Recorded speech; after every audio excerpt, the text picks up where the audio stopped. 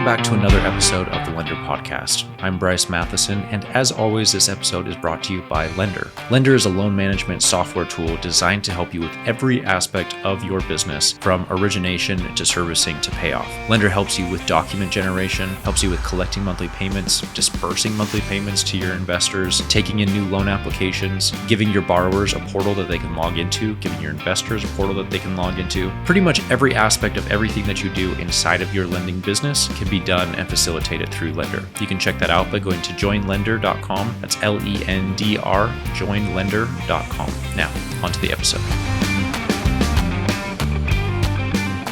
This week, I have an interesting episode just because I got an email from a listener. His name is Abel. Abel, if you're listening, thanks for shooting me this email. And it's really good because he is potentially thinking about starting a fund, and he had a lot of questions. And so I think these questions would actually be really beneficial for the rest of the podcast listeners, if you're planning on starting a fund yourself. And this was pretty good too, because we ended up actually jumping on a Zoom call, and it was great to meet him and chat. And so I'm always happy to meet with other private lenders and just kind of see what everyone's up to. So really great. So anyway, like I said, Abel is potentially thinking about starting a fund, and there are a lot of questions around the setup of starting a fund, understandably so. It's just kind of uncharted territory, and so you don't know what you don't know. So I'm going to go over all these questions that he has today, and hopefully they're beneficial for you just as much as they were for him. Obviously, legal disclaimer and caveat here, I am not an attorney. I am not a securities attorney. I do not know all the nitty-gritty details of the ins and outs and the laws and all that kind of stuff. That being said, I do feel like I'm fairly well informed just from doing this ourselves. So take that for what it's worth. Absolutely, please consult with an attorney, but this was our experience. So question number one from Abel was, he said, in one of your episodes, you talked about setting up a fund yourself, which, yes, we did. If you're interested in hearing that episode, that is episode 7, I believe, of the podcast. So go back and listen to that one first. He asked, did you write the PPM yourself, or did you have an attorney draft it? It's shockingly expensive, and it pains me to pay for something I might be able to do myself. Okay, great question. This is what we did. And again, disclaimer, this may not be the best option or whatever have you, but it's what we did. So most attorneys, most of the time, will not allow you to draft your own. Well, I shouldn't say most, but I have worked with some attorneys that they're like, you know what, I don't even want to see your boilerplate template, because it takes more work for me to take what you have and kind of convert it and make sure that everything is compliant and has good legal standing and all that kind of stuff. My attorney did not work that way, and I wanted to save as much money as possible. And so what I did was I did a lot of research, and I looked at a lot of other sample PPMs, and I took the pieces that I liked or that I didn't like, and I went through and drafted it myself. And then what I did was I took it to my attorney and said, okay, now please review this and make sure that I'm not missing any important pieces. So having said that, that's what I did. It ended up costing around $1,200. For me, that was a significant savings over what it would cost to have an attorney set up the entire fund and do the PPM and stuff like that. Do I believe that there is a place for attorneys? Absolutely, 100%. There's a time and a place for attorneys. I am very pro attorney. That being said, I am a little bit more comfortable with risk than probably the average Joe on the street. I am okay with taking on some risk because I'm willing to do some extra research and take on that liability. Do I think everybody should? No. In fact, I think most people probably should not. Again, this is what I did. It saved us some money, but that might not necessarily be the best reason. That being said, if anybody wants to see our PPM, cool. Reach out. I'll happily send it to you. I don't care. Okay. Question number 2, is the subscription agreement part of the PPM, or can I find an example to review and see if it's something I even want to tackle? Okay. Good question. So in the fund documents, there are a couple of different items. Technically speaking, the PPM is just one section of that full document. Typically speaking, though, when people say PPM or private placement memorandum, which is what it stands for, they're typically referring to the whole document as a whole. So if we're being pedantic and we want to be very explicit, the PPM is just the part where it talks about all of the risks and the business plan and everything. So essentially, you are super transparent inside of your PPM about everything that you are doing.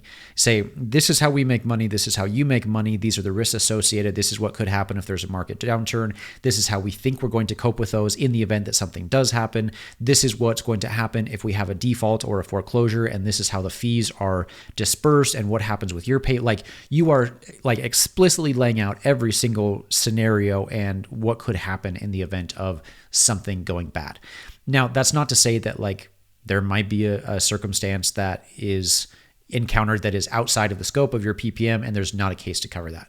You do the best you can, but what you're doing here is you just want to be super transparent. And so, for example, in your PPM, you are writing out all of the guidelines and the rules that you personally as the fund manager have to adhere to. So for example, I say, look, we are running a real estate debt fund for the purpose of issuing private real estate notes. That means that I cannot take the funds that have been invested inside of my fund and go and invest in a crypto Bitcoin ETF or whatever have you. I am bound by the guidelines and the rules that we set inside of our PPM. Now, going back to Abel's question, is the subscription agreement part of the PPM? The answer is yes and no. Typically, it is included in that document, but it's still a separate section. So inside of your fund documents, you will have your PPM, you will have your subscription agreement, which essentially is just the document saying, yes, I agree to subscribe to the fund. And then the last document that we have in ours is the promissory note. So when you invest in the fund, you are purchasing shares in the fund. So shares of all of the real estate that is owned inside of the fund. So technically the subscription agreement is a separate document outside of the PPM, but when I send my PPM documents to a prospective investor, it contains the PPM, the subscription agreement, and the promissory note all in one long PDF. They review it, everything looks good, and then if they're ready to move forward and they follow the other steps, which I'll talk about in just a second, then we'll send that for e-signature and we'll be good to go. So okay, next question is, how do you go about signing up investors? Is it as straightforward as making sure they're accredited, sending them the PPM, having them sign the subscription agreement, and then giving them wire instructions? And do you have a checklist or follow an SOP for this? Great question. So I kind of already just barely touched on this, but this is the process that we go through when signing up investors. So first and foremost, we do, because of the fund structure that we do have to make sure that they are accredited investors. So if you have a 506B or a 506C, the guidelines are a little bit different. A 506B, you can have up to 35 sophisticated investors and unlimited accredited investors, but you cannot solicit. You cannot say, hey, we have a fund. You cannot advertise. You can't do Facebook ads or Google ads or anything like that. That's not allowed. With a 506C, you can solicit, but they must be accredited. Full disclosure, not an attorney, but from my understanding, the way to go about determining the accreditation status is fairly straightforward. When we have an investor who wants to join our fund, I ask them, are you accredited? Many of the times, they're just random people on the street. They don't even know what it means to be an accredited investor.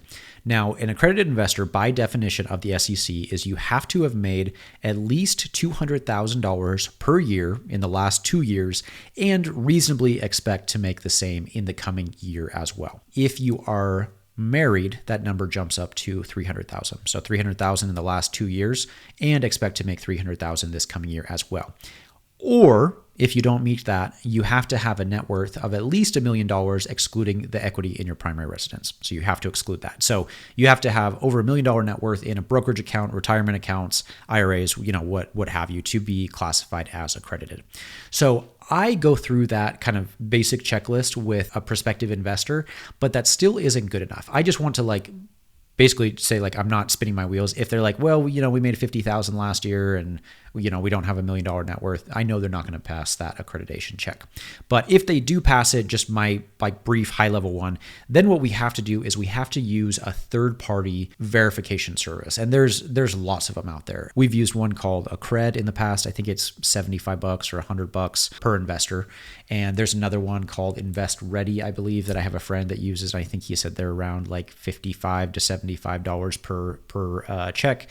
And that's just a cost that we foot that bill. We don't, throw that on to investors. You could if you want, but I just want to, that's just, in my mind, that's the price of doing business. So I make sure they're accredited just myself. I then will send them a link to onboard to one of these platforms. It's usually pretty quick. They have to upload tax returns and bank statements and, whatever have you. And then once they go through that verification process with this third-party accreditation verification service, that service will send me a letter that says, hey, they are indeed accredited. And I will take that and just kind of keep that stored local on my Google Drive and then verify, okay, they are accredited.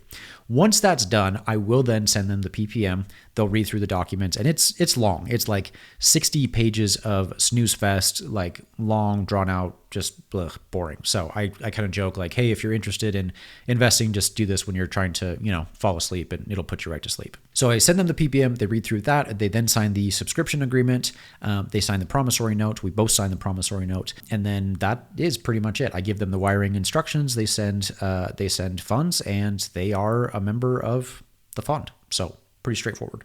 Okay, next question. Do your investors start earning a return on day one when they wire their funds, or do they have to wait until you place their money into a deal?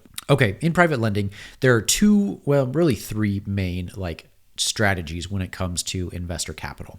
So the first and foremost, which is typically like an unsecured just chunk of cash, like somebody could give you a promissory note and say, I'm giving you $50,000. You give them a promissory note and you say, I promise to pay you back. It's not secured by anything. It's not backed by real estate. It's basically just a legal IOU, which is fine. And we've done that in the past. The other way is the co-lending model, which is very common and probably the most common if you don't have a fund. And what you do is the individual investors are investing in the particular deal. So say you have 123 Main Street, you want to offer this deal to John Smith, your investor. They will invest in that. You'll do a loan participation agreement, and then they will, wire the funds, and they are specific to that particular deal. And then the last one is obviously the fund model, which is what we're talking about. And they wire those funds after doing all the paperwork we just talked about. Their money sits in the fund, and then you can deploy that as you see fit. Now, I could be wrong, again, because I'm not a securities attorney, but the way that we do it is investors earn money regardless of whether or not their funds are actively invested in a deal. And that is one of the downsides of the fund model, because you're paying them interest regardless. Whereas in like the co-lending model, you're not paying them interest regardless. That being said, I actually really like it. The main reason is just because it's easier from an accounting perspective in my mind, knowing like, look, this is what I have to make to pay all of my investors the same amount every single month. Like I look at all my investors, they get paid the same amount every single month on a regular monthly basis.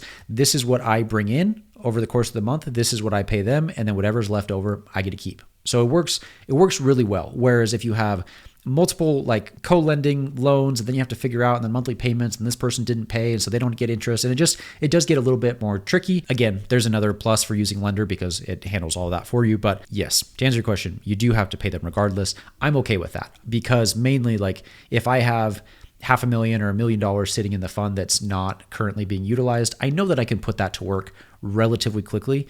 And keep in mind too that like typically you're paying your investors, the average range that I see is anywhere from 8 to 12%. 12% definitely being on the high end, typically like 11 to 10.5%. Remember that that's over the course of a year. So like if it's sitting there for a couple weeks to a month to 6 weeks to even 2 months and you don't have anything going on, like you're looking at maybe a couple $1,000s, which in the grand scheme of things is like not insane when you're talking about $50,000 or $100,000. Now, of course, if you've got $5 million sitting there for 6 months, yeah, that's going to eat into your profits. Don't do that. But as you know, and we talk about this in other episodes, like you have to constantly always be continually marketing your business so that does not happen. So answer your question, yes, you do have to pay them regardless. Hypothetically, what happens if you have more capital in the fund than deals to fund? Are you on the hook to pay investors their agreed upon return regardless? We just answered this. The answer is yes, sadly, but I don't mind it. Okay, next question. When a deal closes and a home sells, does the lender get paid out and exit the fund, or is the money automatically rolled back into the fund? And again, this goes back to the difference between like the co-lending model versus the fund model. In the co-lending model, they are invested in just that particular deal. So they will wire the funds for 123 Main Street. That project will take 6 months to pay off. You'll pay them their monthly interest payments over the course of, the duration of that project. And then the project pays off and you send them their money back. Plain and simple, easy. With the fund model, this is why I love it, because their money just goes back into the fund and I just deploy it into the next deal, the next deal, the next deal.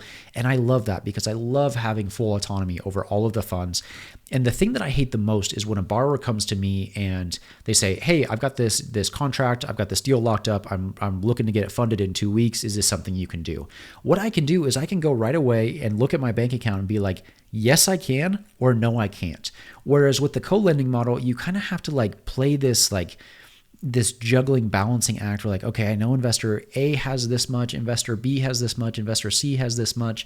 And then you're like, okay, I think I can. And then you tell the borrower, okay, I think I can fund this. But then you go to investor A and you just send them their funds back. They're like, well, actually, I was going to use that for a down payment on this other investment property, so I don't have those funds available anymore. Sorry.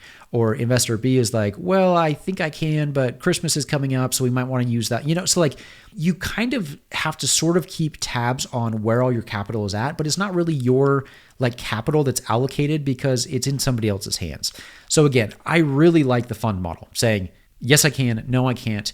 And the reason for that is because it's my business on the line, right? I want to tell borrowers right away, yes, I can. No, I can't, because I don't want them to waste time. I would hate to have them lock up this contract and waste 2 weeks of the due diligence process and then have me back out and be like, sorry, I can't. And I've done that before, and it's really crappy, and it's a really shitty feeling, and I don't like to do that. So again, that's why I like the fund model. The money comes back into the fund, and then I can redeploy it into future deals. In your model, do you have to calculate net asset value, NAV, every time an investor enters or exits? Can this be set up in Lender? Again, not a securities attorney, but I don't do this mainly because I don't use like a FINRA approved fund portal, which is some of like the requirements with a different, like if you don't use like a 506B or a 506C, you don't, as far as I'm aware, you don't have to worry about net asset value.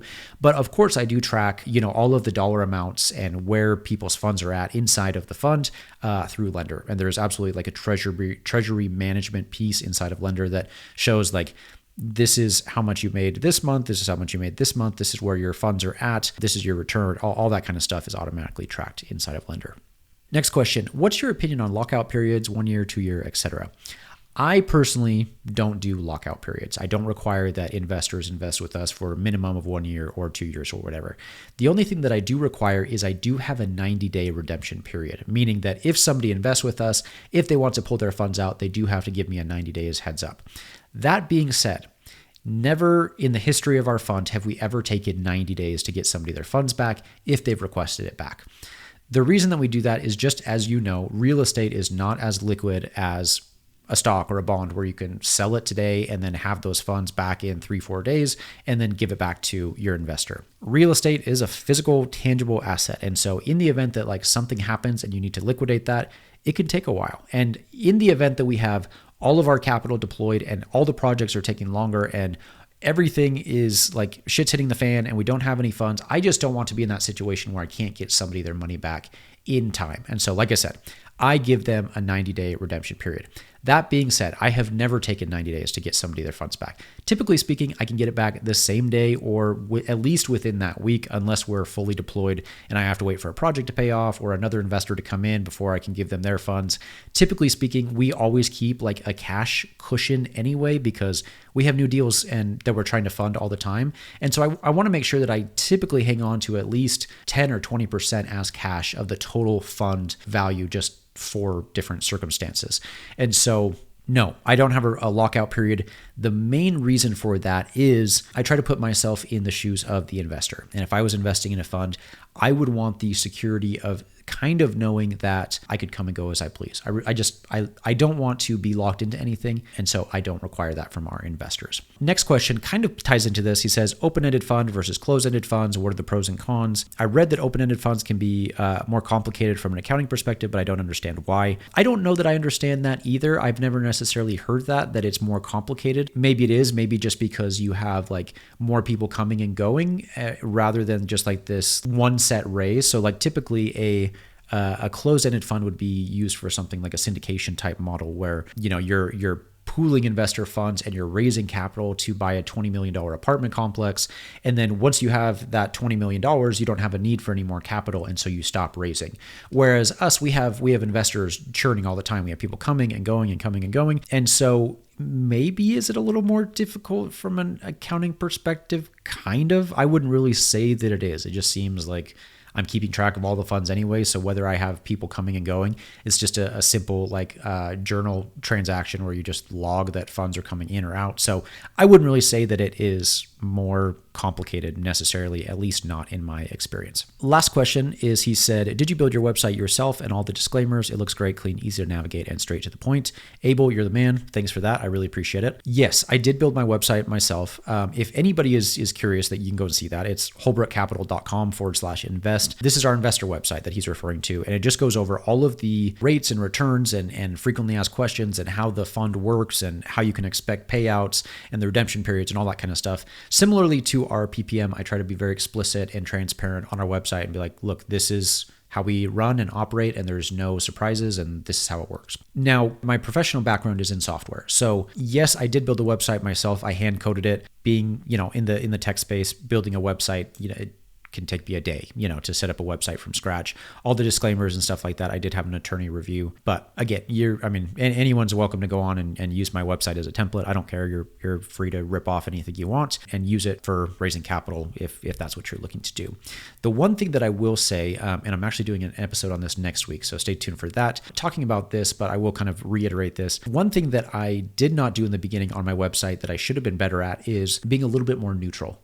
In the sense that when I originally set up that website, it was very, very positive, which is good, right? Like I tend to be an optimistic person, but I was overly optimistic in the sense that this is super safe and there's no issues and these are the returns that you'll get and all these different things. We have since changed that, mainly because the SEC doesn't really like that. The SEC wants you to be very neutral in your website, because even though I believe that this is a really safer risk investment, there is still an element of risk. I don't see it risky, as we have, first lien position, we have consistent or significant equity and collateral. And in the event that something does happen and we have to default or foreclose, it's a fairly smooth process. But like I said, the SEC does see this as a relatively risky investment. So all that said, you can't be overly positive. So in the past, I also had testimonials from previous investors saying, this is great, this was our experience, these are, we didn't have any issues, all that kind of stuff. I've since removed all that to now show, look, there are some downsides. There are elements of risk. There could be issues with the real estate market. There could be issues with this, or these are the returns that we paid out in the past. But just because we've done that in the past doesn't mean there's a reasonable expectation that you'll get that in the future. So all that to say, I would just say, if you are building a website to solicit your offering, be very neutral. Say, these are the pros, these are the cons, this could happen. We haven't had this happen, but that doesn't mean that it won't happen in the future. So take that for what it's worth. Okay, that kind of concludes all the questions that Abel had for me. Like I said, Abel, you're the man. Thanks for sending this. Really great questions. I think lots of people probably have the same questions as you do. So hopefully other listeners are finding this as valuable as you did. As always, I love answering questions from private lenders. It makes for a really easy and interactive podcast episode. So if you have any questions, feel free to shoot me an email, podcast@joinlender.com. That's LENDR. podcast@joinlender.com. Feel free to shoot me questions. But until next week, we'll catch you on that episode. Thanks for listening.